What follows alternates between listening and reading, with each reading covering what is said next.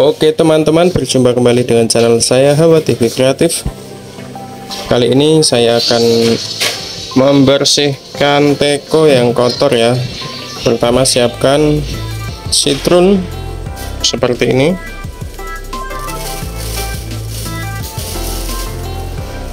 Masukkan ke wadah, lalu isi air.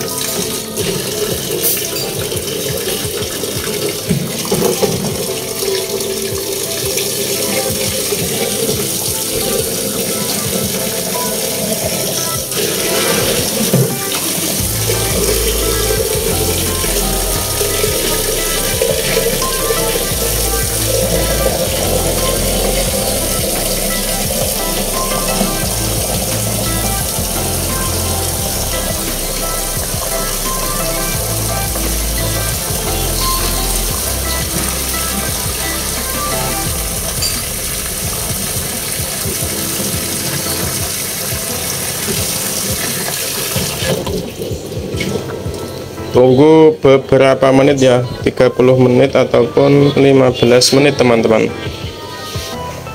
Kenapa kita menggunakan citrun, tidak menggunakan baik clean? Karena citrun adalah yang mudah digunakan dan praktis dan tidak berbau ya, dan berbeda dengan baik clean. Baik clean bau dan panas di tangan, dan juga sifatnya merusak ya. Misalnya warnanya cerah bisa pudar dan kusam.